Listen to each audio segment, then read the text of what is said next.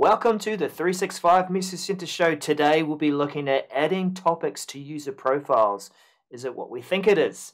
Meeting, join, custom branding. It'd be nice to see our logo there. And we'll dive into SharePoint collapsible sections. Let's roll it.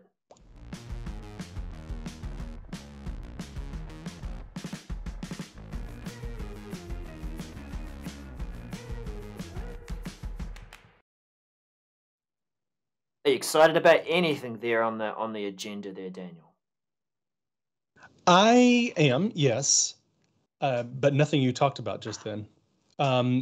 So for, yeah, and we'll get to it. For the SharePoint collapsible sections, I think there's a lot of people excited about this.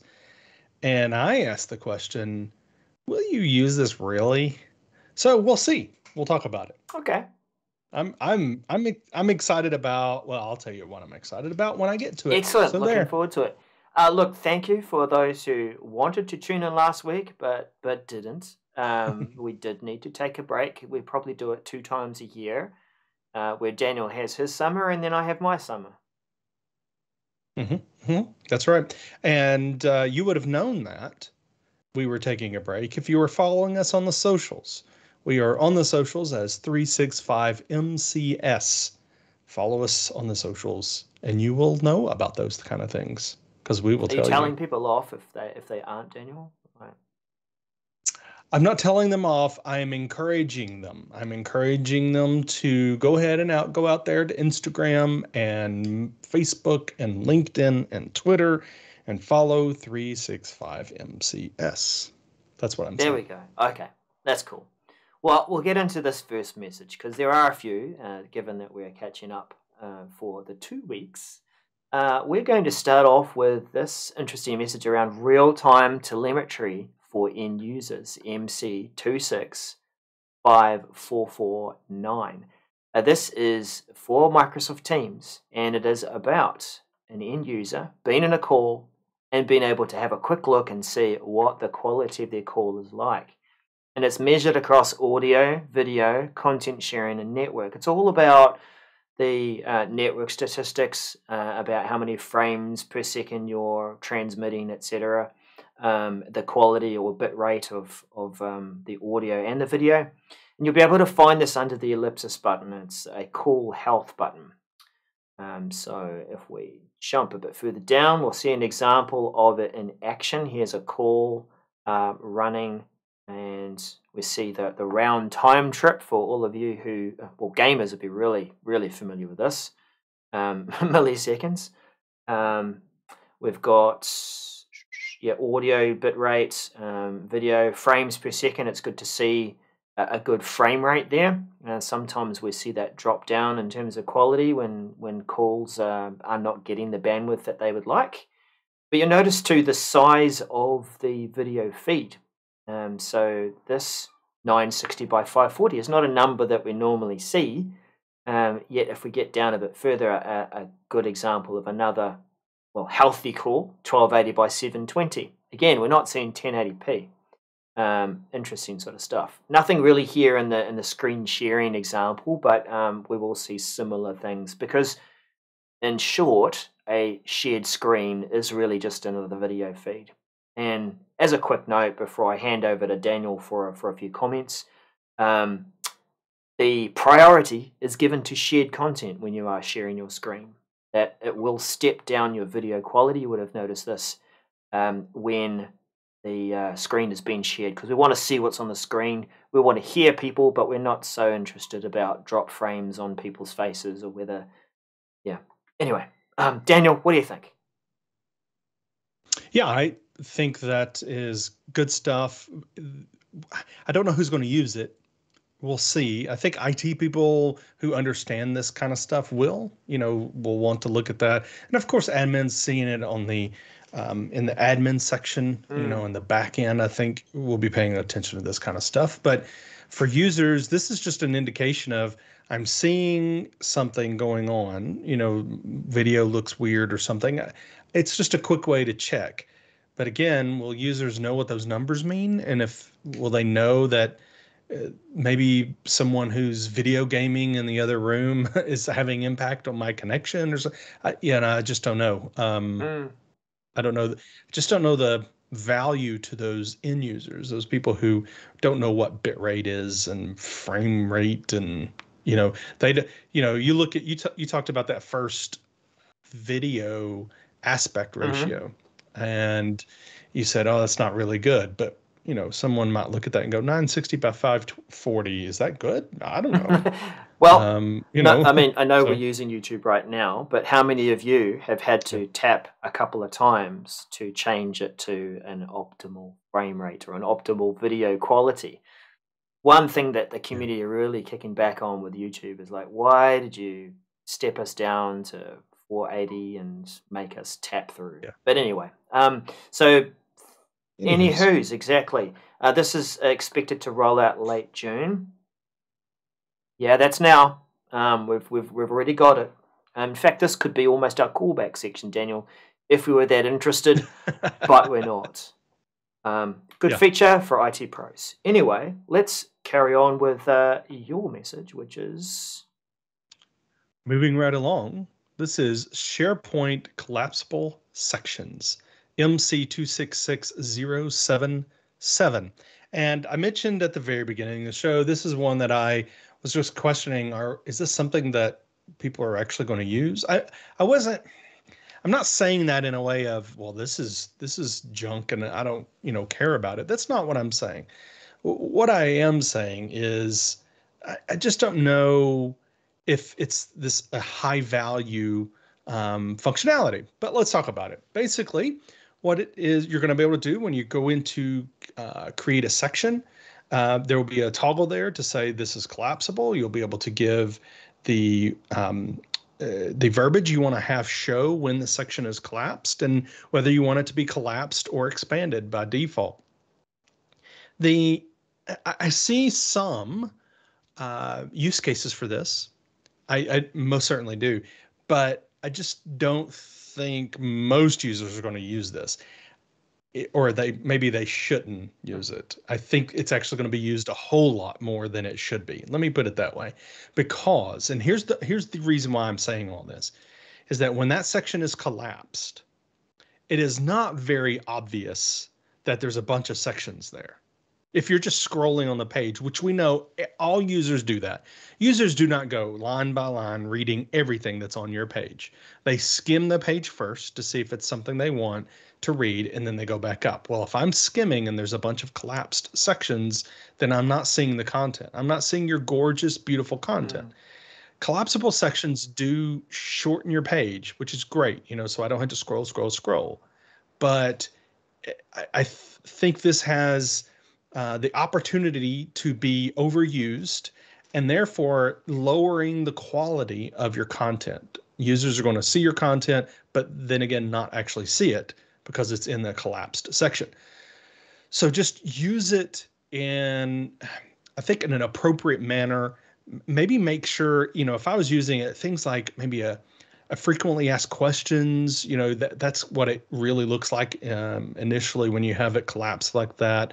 If you have a lot of content on a page and you just have to have it on a page and you don't want users to click off to another page, then fine, this might be a good way. But I think maybe having some sort of indication above it to say this, you know, click below on the collapsed sections to learn more or something like that in big bold letters.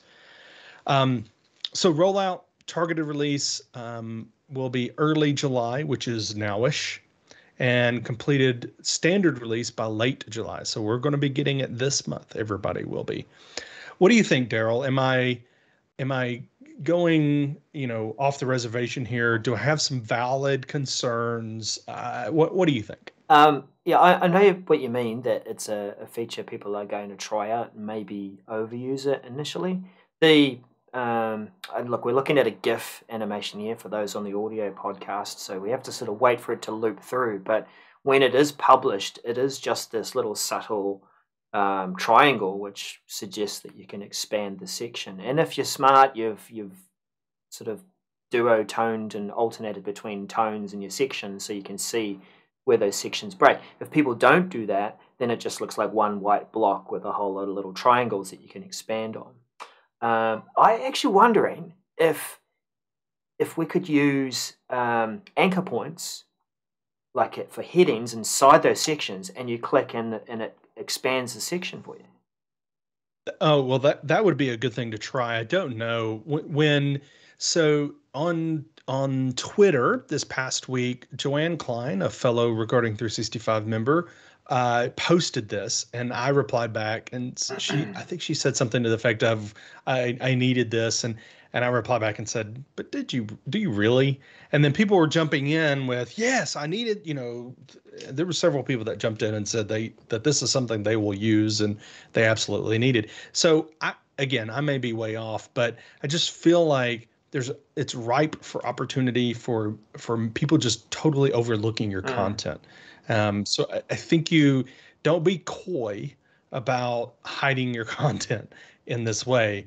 Make it obvious that there are sections there that are collapsed, that you can get to more information, but the user has to click. That's what I'm saying, to make this, something useful. All right. Well, yeah, we're interested to see how people put that to practice. Yes, Daryl, Yes. let's go on and let's talk about maybe profiles, updating some profiles. Okay. Well, this was another announcement or message that had some discussion in the community. Microsoft 365 profile update, add topics to users' profiles, MC 267952. Now, this is talking about your Delve profile, or the profile card that you would see when you hover over someone's name right the way through Microsoft 365. And as you hover over that, it is getting its information, of course, from Active Directory and various things that are in there. And it does have connections through to the Delve profile page. Now, what you can do, and you have been able to do this within profile pages of the past, even before Delve, was you could add in skills. You could add in Ask Me About. And you could put these sorts of things into your profile, and that might help if people visited your profile, which maybe they don't. Depends on how your organization's using it. So what will be coming through from that profile soon are those very things. If you added a topic to your Delve profile page, then it will come through. Now, one of the things, I think so, topics can be skills, projects, and even hobbies. Right. One of the things that we all leapt to in terms of assumptions was, is this related to Viva topics? If I was a suggested SME for a topic, and I said to the Viva service, yes, please, I'll be quite happy to be a subject matter expert. Ask me about that topic. Will that come through to my profile card? And it appears at this stage that there's no connection to that yet. Now, I kind of understand that topics being a add-on service that maybe at its first instance of this feature, you're probably not going to see something like that coming through. But we would hope that something like that would come through eventually. So it is going to be rolling out this feature early August and expect to be complete by mid-October 2021. So that's quite a stretch in terms of that rollout of this feature. There's nothing really to see there in terms of demonstration. But Daniel, how would you have expected this to work and be helpful? So I see that, being able to show that information on people cards is great, because if you've gone in there and filled out that information, you want people to know it. And I think that's good. Now, being able to consume that information in the future, whether it's in Viva Topics or it's, on any sort of connection through the graph, I think it would be really great to connect to that information and utilize it. I mean, we're putting it in there. And that's the whole point of, what we're doing with topics and what we're doing with search solutions, creative, search solutions people are coming up with, is we're trying to get to that information that's already there. So use the information that's already there.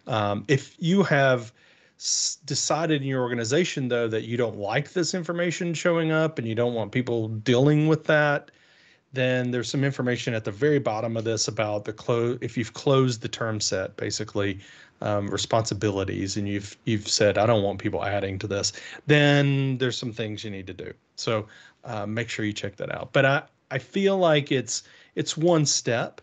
I'm hoping, like you, that the next few steps will include, hey, this information can be used across the organization in a way that I can find out who's the expert in Microsoft Sway. I want to use this tool to its utmost, and I want to know who's bragging about, they're expert in Sway, so I can contact or them. even just the beauty of topics is it's detecting that these are things that people are talking about. This is what your business is in business about. And so Yeah. you're already being suggested as an expert for this. So it'd be great to see that on the card and be able to click through from that card to the topics page, like the dream suggests for topics. But anyway, let's go into something kind of related. SharePoint Syntex. Sort of. Yeah, sort of, right? SharePoint Syntex site template for model evaluation 66261. This is Microsoft's way of allowing you to evaluate this process of training models to classify content. And it really is I feel like kind of a promotional thing that they're doing. They're trying to give you the opportunity to utilize the technology to see if it would work for you and see how easy it is to work for you, to maybe have you buy Syntex licenses. Okay. So this update will start rolling out to, it says to all SharePoint Syntex customers in early July, and should be completed in late July. And so you have to have access to the Content Center. And through that Content Center, you'll be able to, and you can't do that through self-service. You have to do it as an admin, create that Content Center. And then you can point to a document library and start, having a model created based upon that content. Not much more to say about this. You can learn more about the functionality of the SharePoint Syntex. There's a link at the bottom about creating that content center. But if you're interested in this, I would say, definitely check it out and learn more about the add-on that you can add to SharePoint. It is something that does take steps, of that learning steps, and this is a way for you to see that evaluation to say, I want to see if this model is going to work, for the document library, and see if it works for uploaded files, to give that evaluation. And you can use it for training as well. Cool. Well, I've got nothing to add. Yep. Okay. Yeah. Great. So the next one, Daryl, is really all about the experience when we're joining a meeting, right? Yeah. Join custom branding. Meeting join custom branding. As you're joining that meeting, then you're going to see an opportunity to put a logo there. This is MC268191. When I say a logo, digging deeper into this, you can actually choose multiple logos, which I find quite interesting. That you might have a need to divide based on a certain group or business unit, and so you want to be able to have an identity as someone joins this meeting. Oh, who am I joining here again? Which division or which business unit? And in some cases, I know that some school districts all share the same 365 tenant. So it could be quite useful to have a logo there that actually represents your school, and you'll be able to assign that particular logo with meeting policies so that will appear for your meeting join experience when you invite people to your meetings. The logo will appear for users who join from desktop, web, and mobile, so it's good to see the experience right across. Nice little picture there of the policy center. We won't necessarily dive into that, but there are probably some guidelines around how big the logo is supposed to be and what it looks like. you squint your eyes there, you'll be able to see that the logo is tiny in the top right-hand corner. So it's not massive. It's not this huge branding opportunity. It's more just about making it identifiable. And I align it with the same kind of thinking that you have. You can use an organizational identifier for your email. So it's like a security thing. You know that you are joining the meeting that you think you're joining because it's got a recognizable logo of the host. So this is rolling out complete late July. But begin and be complete in late July. So yeah.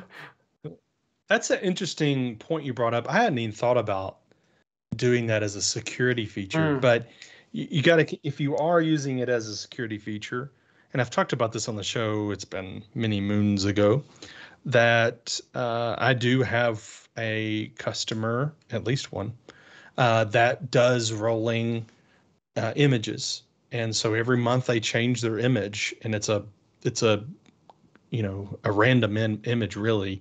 And they put that on the intranet homepage of this is the security image for this month. This is security from last month. So if you get an email and it doesn't have that security image, then it's wrong. It's coming from the wrong place.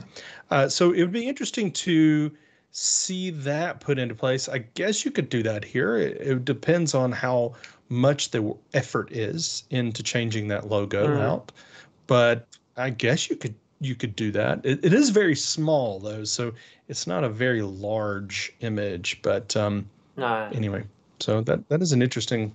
But just large enough. I'm sure somebody will do it on that dark purple background. That if you've got something that's quite colorful, it will pop and be easy to see. I mean, why not make it 4 times as big as it is? Well, I'm looking at that logo on that demo, right? I'm looking at it right now, going, why don't they make it 4? I don't understand why it's so small. What about just having like a virtual background right behind that guy with the preview? Maybe. You're just like you are coming into this environment. But yeah, that's right. Who knows? We'll see what happens. Yeah. Daniel, tell us about the next one for you, which is lists. Yes, it's Microsoft List, custom list templates, MC267581, and this is the one I'm excited about. Yay, we found out which one Daniel's excited about. This is, we have templates that are available to us when we create a list, Microsoft List, but this is all about bringing your ability as an organization to publish list templates that you create for other people to use.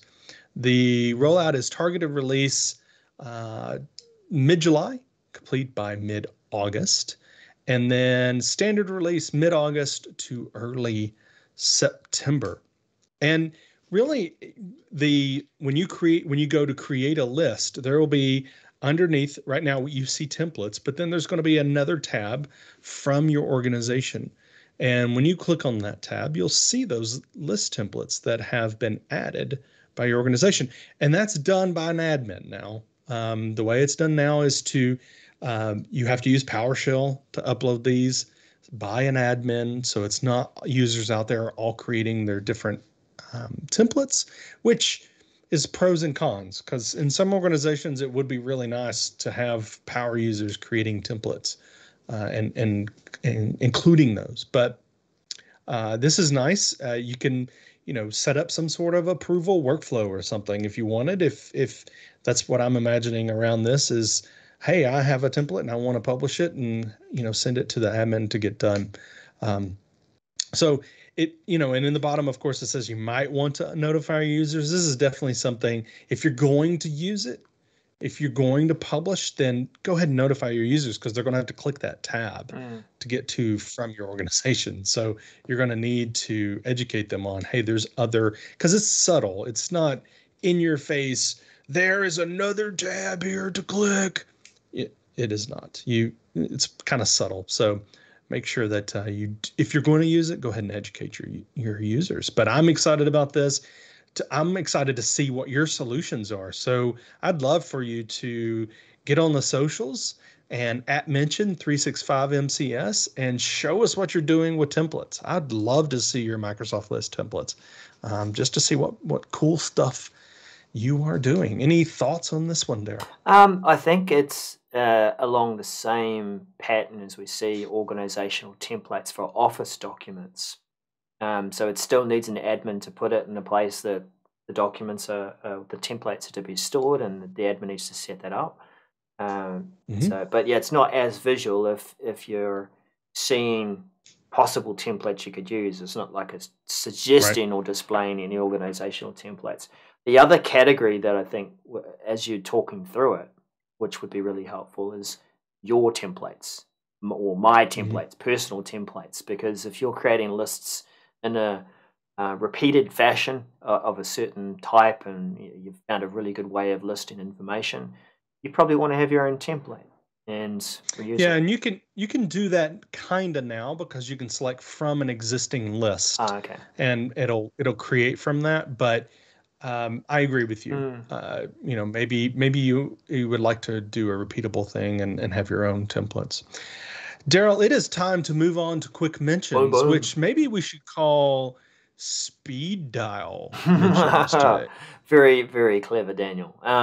Speed dials on mobile devices, MC265766. Guess what? If you're using telephony within Microsoft Teams, then you can have this lovely 2 by 1, 2, 3, 4, 5. Maybe it's longer, I don't know. Maybe we have to scroll a bit further, but those are all your speed dials. So if you're setting them up on your desktop, you'll have them on your mobile.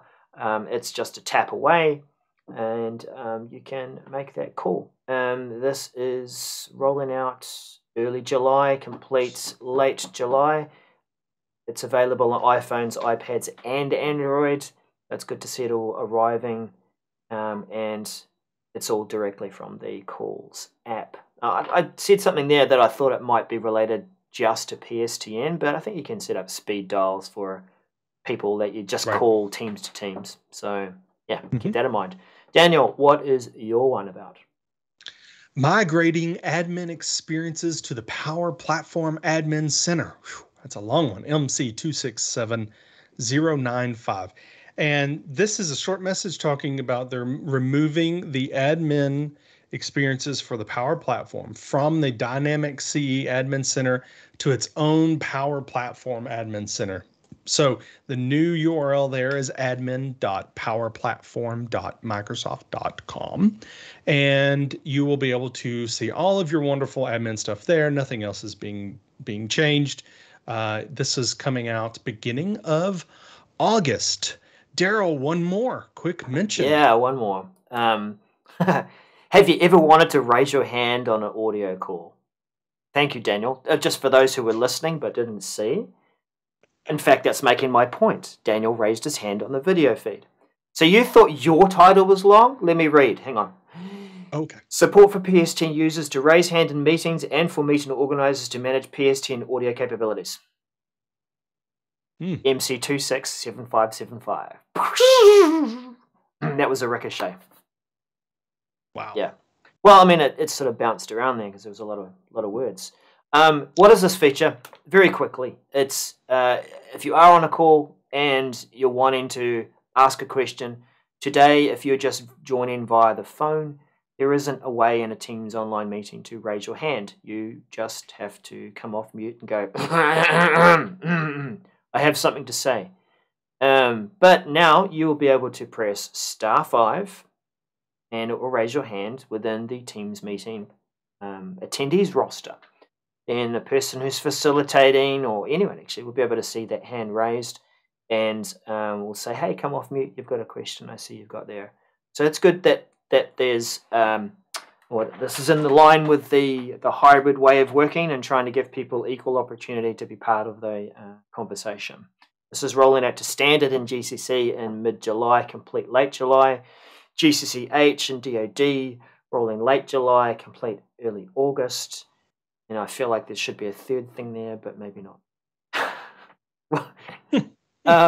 Daniel, we do have something to share in callbacks, don't we? It's we most certainly do. Yeah. I'm this one is fun as well. And it's just it's one show away. It's a couple weeks away, but we talked about this last show, OneDrive, sharing experience shared with MC263839. And it's rolled out to my tenant, and it is a targeted tenant, but it's now rolled out. So I will demonstrate to you how this works. I am in my OneDrive. I have this file. I have shared it with other people. But when I go to share it again, then down below I see that I have a sharing link already created for this. I also see that I have shared it with 2 different people. Apparently one of them is me. So you'll see, just like we talked about, those profile images of the people you shared with. It's just a quick way for you to see, oh, wait, I've already shared it with Sally or Joe. I don't need to share it with them again. I just need to send them a link. Can you hover over the faces again? Or, well, your face? Yeah. Yeah, so that just pops up your name. What about the other faceless face? I don't want to hover over that one, Daryl. How about the link? Does the link tell you whether yes. it is a... If you click on the link, it takes you into the manage access. That's it.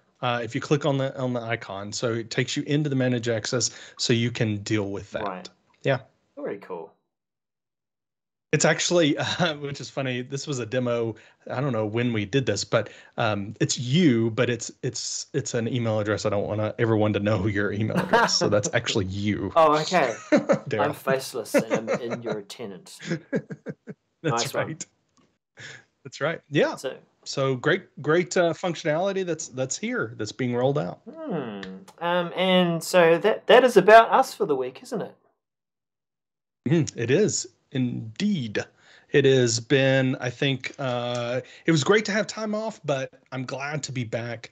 Glad to have everyone in the chat room, and glad everyone who watches the show or listens to this podcast. I'm so happy that you have decided to join with us and allow us to impart into your life some little bit of experience that we've had throughout the years, and some knowledge, and share as a community. So really appreciate that. Our viewership and downloads of the audio podcast continue to go up, so we continue to get more and more people who are listening and watching. So we really appreciate that, and thank you for coming along. And do share your experience and opinions too. We're thankful for those who do join us in the live chat and add that value there. Also, for those of you who can't make it in time, and you do jump into the comments later, like Kevin. Yes, please. Thank you so much for your frequent comments, and a number of other people there too for support. Share what you have experienced with these updates, what you think about what's coming.